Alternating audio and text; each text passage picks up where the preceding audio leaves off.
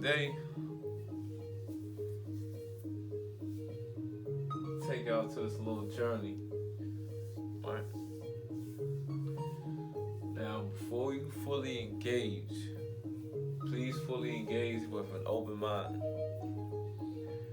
Right? Please listen to understand. Alright? And I believe that what you came here for, you shall receive. And that's why you came. Alright? So today I'm going to be dealing with the transition for transcendence.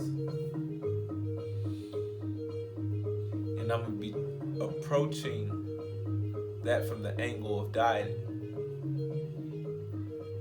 Alright? And I'm going to use Exodus as the theme. Yes. It's going to add some texture, some context to it. Alright? This transcendence I'm referring to is not just about a physical transition, a physical transcendence, but a spiritual. From consciousness to consciousness, from physical to metaphysical. Right? So just follow me, bear with me. As I explained before, the wisdom of God is multifaceted. That's why the rainbow sits around the throne. From that aspect, the rainbow represents the multifaceted wisdom of God. In other words, truth has many facets to it, many angles, and then many layers from each angle that you can visit, you can dissect, you can perceive, you can understand. And then with that same principle, you can also apply in multiplicity. Alright? So we're going to find this wisdom here from the understanding of this text and see how it's applicable for the transition to transcendence. And I'll explain what this transcendence is as we get into the meat of things. Alright? So right now we're going to go to Exodus chapter 16. Starting at verse 1. And they took their journey from Elim, and the congregation of the children of Israel came unto the wilderness of Sin, which is between Elim and Sinai, on the 15th day of the second month, after departing out of the land of Egypt. The whole congregation of Israel murmured against Moses and Aaron in the wilderness. And the children of Israel said unto them, Would to God we have died by the hand of Yahweh in the land of Egypt, when we sat by the flesh pots, and we did eat bread to the full. For you brought us forth into the wilderness to kill the whole assembly with hunger. Then said Yahweh unto Moses, Behold, I will rain bread from heaven for you, and the people shall go out and gather a certain rate every day, that I may prove them, whether they will walk in my law or not. And it shall come to pass that on the 6th day they shall prepare which they bring in, and it shall be twice as much as they gather daily. See, the people were complaining against Moses because they've been traveling along this road out of Egypt, out of the land of sin, onto the land of peace, freedom, righteousness, and they haven't had nothing to eat. Alright? And it shall come to pass that on the 6th day they shall prepare that which they bring in, and it shall be twice as much as they gather daily. And Moses and Aaron and all the children of Israel at the evening, then shall you know that Yahweh hath brought you out from the land of Egypt. And in the morning they shall see the glory of Yahweh, that hear your murmurs against Yahweh. What are we? that you murmur against us. So Moses is telling the people, you ain't complaining, you ain't backbiting us, but you backbiting God, because this was God's decree and edit. We only doing what Father God tells us to do. That's Moses' response on behalf of him and Aaron. This ain't against us that you're speaking. You're speaking against God, because this is God's will for you. Alright? And Moses said, this shall be when Yahweh shall give you in the evening flesh to eat, and in the morning bread to the full. For Yahweh hear your murmurings which you murmur against him. And what are we? You murmur against not us, but against Yahweh. And Moses spoke unto Aaron and said unto the congregation of the children of Israel, come near before Yahweh, for ye have heard your murmurings. And it came to pass, as Aaron spoke unto the whole congregation, the children of Israel, that they looked towards the wilderness, and behold, the glory of Yahweh appeared in the cloud. And Yahweh spoke unto Moses, saying, I have heard the murmurings of the children of Israel.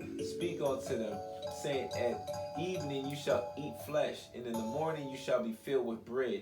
And you shall know that I am Yahweh your God. And it came to pass that as the quails came up and covered the camp, in the morning the dew laid around about the host.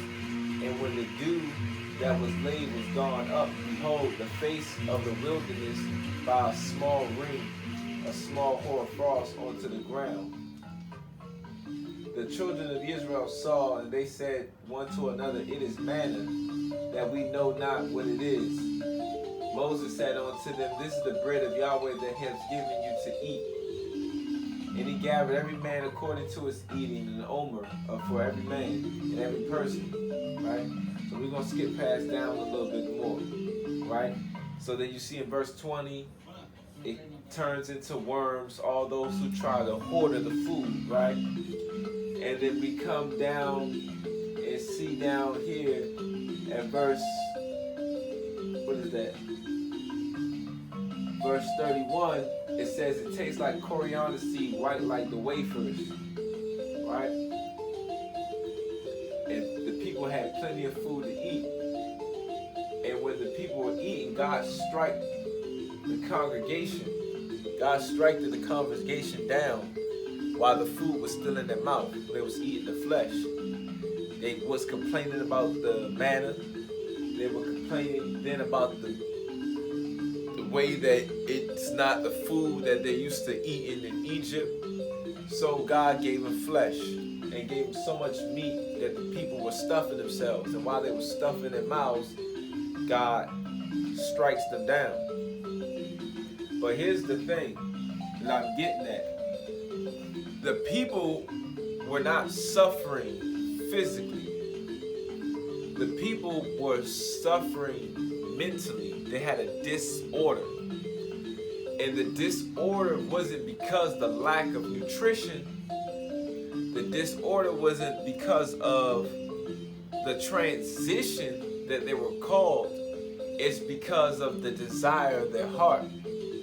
The desire of their heart created prohibitions for them to transition adequately. In other words, that the complication in transitioning from Egypt to Jerusalem came because of they were used to routines, they were used to habits that were actually counterproductive, that was actually unhealthy for their existence in general. God wanted to elevate their life. God wasn't putting a burden on them, he was releasing them from a burden. The conditions that they were living in was oppressive conditions to the max. But even if the people wasn't serving as servitudes to the pharaohs, they were still serving in a lifestyle of sin. And sin is another word for error. You know, it's just a stronger word and a forceful word for error. They wasn't living a life of error. They're a product of God, and every product of God has a manual by which they must operate.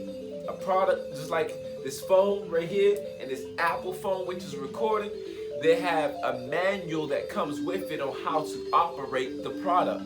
There's a manual which the products of God must operate. Being made in God's image and likeness, you should operate similar to how God operates. How so? Well, you see that point proven when the fact that they went days and days without eating. Now dig this, check this out. We're going to go to Deuteronomy. Stay with me now. I ain't trying to hurt you, I'm just trying to convert you. Look, so verse 5 and verse 6 of Deuteronomy 29. It says, and I have led you 40 years in the wilderness. Your clothes are not waxed old upon you, and your shoes have not waxed old upon your foot. You have not eaten bread, neither have you drunk wine or strong drink, that you might know that I am Yahweh your God. For 40 years. Huh? Then the people started complaining. He gave them some food. Okay. That's not enough for you? Let's go to Deuteronomy 8, verse 3 and 4. Hold up. Let's bring it back. Alright? And he humbled you and suffered you to hunger and fed you with manna, and you knew not, neither did your fathers know, that you may know that man lives not on bread only, but every word that proceeds out of the mouth of Yahweh do man live. Oh, hold up, wait a second. Check it out. I ain't done.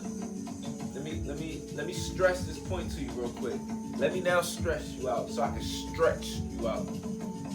Alright? Put you in the proper format. Alright? Let's go to Psalms chapter 79. Alright? Hold up. Bear with me now. Bear with me. Hold up. 78. Let's go to 78 real quick.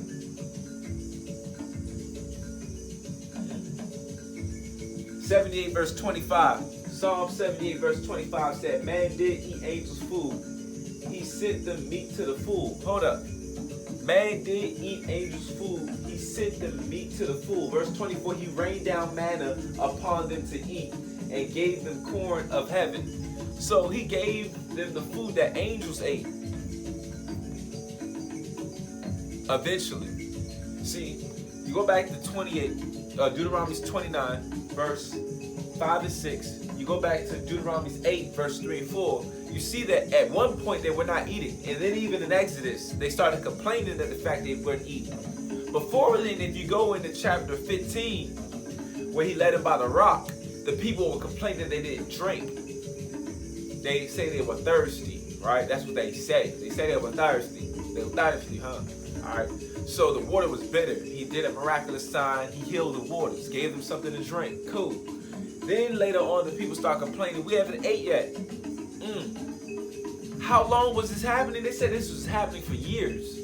The people did not eat. The people did not drink. Then he gives them the bread that comes from heaven. They wasn't satisfied with that. All right? They wanted to even store it up. They wanted to hoard it. Right? They wanted to hold on to it. Like this person that was providing for them for all these years couldn't just make it snap like this. They was trying to hoard on to it after they was given a commandment that after a certain amount of time, if you did not consume it, toss it, discard it. Right? So they wasn't satisfied with the angel food. He gave them food for beasts. He gave them meat to eat. So much stuffing themselves up till they were sick. And he strike them down while the food was in their mouth. Alright? Check this out. Now, where am I getting at with all this? Let me show you this dietary process. As Deuteronomy 29, verse 5 and 6 stressed, you did not recognize and perceive the power of God. You were walking for years and years. You did not eat, you did not drink. You didn't die from starvation. You didn't have muscle spasms. You wasn't dehydrated. You didn't become delirious. Your feet didn't swell up. Your clothes did not wax old. You didn't see the miracles? Hold on, wait. Let's bring this back. He didn't even just tell them about the physical nature of their body, but he even put in the details of how their clothes did not wax old. As if something happens when you fast. When there's a special anointing that comes upon you. The spirit within you becomes more superior. There's a superiority of the spirit that not only preserves the physical body, but all the material. The metaphysical then governs and dominates the physical to the point that your clothing are preserved. No odor comes upon the clothing. No odor comes upon the flesh or out of the flesh or out of the fabrics that are both of the earth. Because now it's the metaphysical that is dominating the scene. It's doing the preservation. Right? So then, this is the nature of a God. God was transitioning them straight. He demonstrated them the transition in the nature of God first. They were not ready for that. So he broke it down to another bracket and put them on tiers of how angels operated and gave them angels food to eat. They were not content nor satisfied with that. Right? Why? It's not because of their body was not hardwired for it. They are a product of God, not a product of angels. They're a product of God.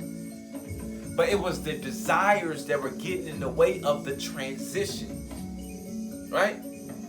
Their heart wasn't ready to transition. They became creatures of habits, but we'll get back to that. So then they wasn't ready for that. So then he reduced them down to bestial level that they were used to in Egypt. The world of confusion, the land of sin, symbolized to sin, gluttony. All right? Gave them the meat to eat. God was disgusted. That was not part of the process for them. That was not part of the process. Okay? The process was for them to transition from men to gods, from son of men to son of God. They were here for a transcendence process. They were sent into the wilderness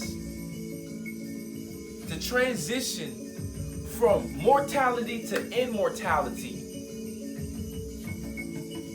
But because they wasn't ready for that, he gave them the minuscule of blessings, was the physical Jerusalem. He was trying to take them to the spiritual Jerusalem ASAP, like he was doing with Adam in the garden.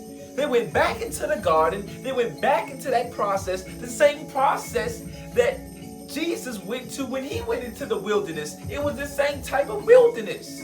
Whether they went to a physical wilderness or not, their spirit and their mind was in a wilderness. Be you in this world, but not of this world. Be you in this consciousness, but not of this consciousness. He was trying to elevate their consciousness.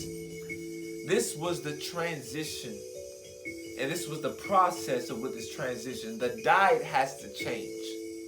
And it's not just about what you eat, but it's also how you perceive and how one thinks. And it was the way of thinking that was a problem, because they were creatures of habit. They had a train of thought, and they were refusing to change the tracking. See, they had a track record of thinking a certain way, so he had to take them out of the environment. In order for the engineering to take place, they had to trust the engineer. God was socially, spiritually, economically, he was engineering their whole life. He was re-engineering. He was changing the work. And they was rejecting. They was refusing to yield to the process. Because part of the process took them trusting God.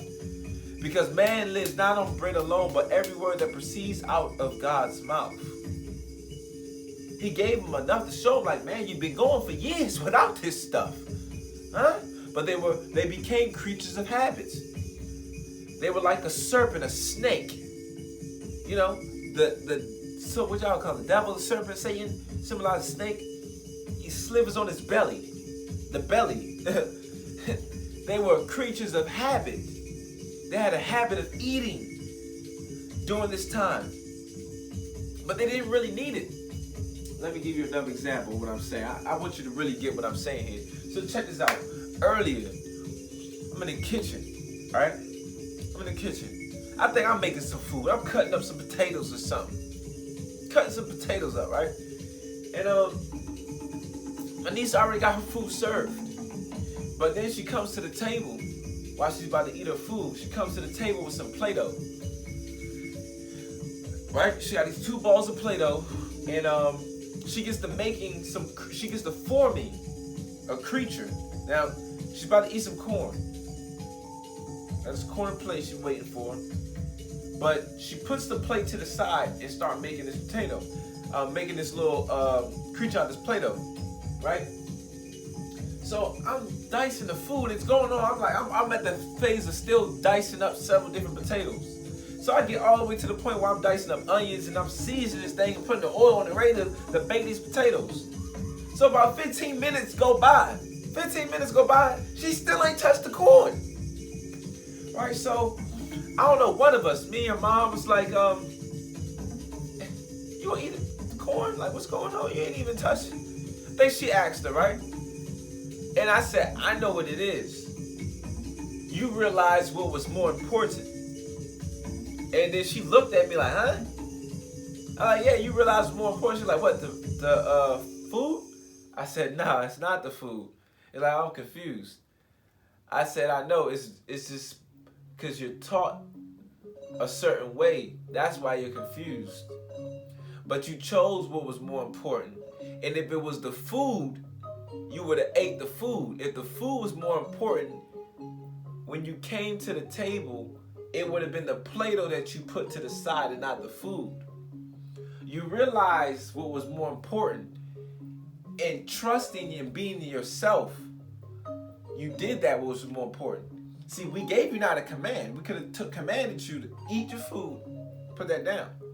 You would have did that out of obliging, out of obligation to be obedient. But your true desire, your desire was to play with the Play-Doh. You found satisfaction from creating this little girl, this little doll out of the Play-Doh. The Play-Doh gave life. It filled you. You were satisfied from that. See, you only was eating during that time because you were programmed. It's creatures of habit. You have a habit and a tendency to eat at this time, even if we're not hungry. But the true desires, it comes in the creativity. The true desire comes in tapping into the nature of God, because you are a product of God. See, and I said this to say that the more that you start to operate in your purpose and your calling, the less you're going to have a desire for the materialistic things that have no meaning, that has no real true substance. This is how we eradicate gluttony. See, as we start the transition, it says, as in the beginning, so shall it be in the end. So we're going full circle. So everything starts to be reversed. See, now what God is doing this, you're going to start to eat. This is what I'm telling you. This is what the prophecy is. Thus saith Father God, you're going to stop eating meat. There's going to come a time where you're not eating meat. There's going to come a time where you're not eating fish. There's going to come a time where you're going to be a vegetarian. And there's going to come a time where now you're just a vegan, where there's no animal products, where you're going to have respect for Blue, you know what I'm saying, my little fishy over here, and all his family members, and you're not going to eat the animals, right, of any sort, and then you're going to be eating just the fruits and the vegetables, and then there's going to come a time where you're going to be producing so much life that food is not going to satisfy you, and you're going to start waking up from your desk, and you can be looking up like, oh my goodness, like I can't even remember the last time I ate and went in the refrigerator. And you not even lose weight. And you haven't even lost energy. That it's going to take you to do some real robust work for you to burn calories. And to really step in that refrigerator. And then you're going to feel so appreciative of a privilege just to eat an orange. That you can define every texture and terpenoid that's in it. Yeah. It's going to come that time. You're going to go from eating from a bestial level to eating how angels eat, and then eating how God eats of himself. Eat my flesh and drink my blood. Thus said Jesus. But guess what? Jesus is not flesh and blood. He's of God. So eat of God. Eat what's in you. Eat the fruit of life. You are a seed. Let the seed manifest and eat of that. That's what she was doing at the table. She was eating of her fruit, the true fruit. She ate from what proceeded from within her. She was filled from that. She made this little clay dough, and that filled her. She was even playing around with the food she was eating before that. She was just toying with it and doing other things at the table because that was more filling and satisfying. I'm telling you to eat of the tree of life, and it's within you. Eat of the tree. Eat. And you'll stop eating all this devil's food cake. You know, the angel's food cake. What's it called? The devil's food cake. You stop eating the devil's food cake. You know what I mean? Really. Let's go. Let's do it. Let's do it, man. Fast more. Let's tell you, fast and pray. Fast and pray. You start eating less and less and less. Put yourself on a schedule. Change the diet up. Stop eating processed food, period. That's chemicals, it's poison in it. They're using these agents to destroy you. You don't need it. But I'm going to keep this one simple. This is going to be segment 1. This is a lot for you to digest. I want you to meditate on what I have said. And then I'm going to go into the next segment and show you from a negative spectrum of what's happening, the advantage, how spiritual warfare is being used through the food. That food is an agent in spiritual warfare because of the negligence of mankind dealing with his own self. Because you're not transcending the consequences of it. All right? But here, I just want you to leave you on a positive note. Elevate. Eat of the tree of life that's within you. Thrive. All right?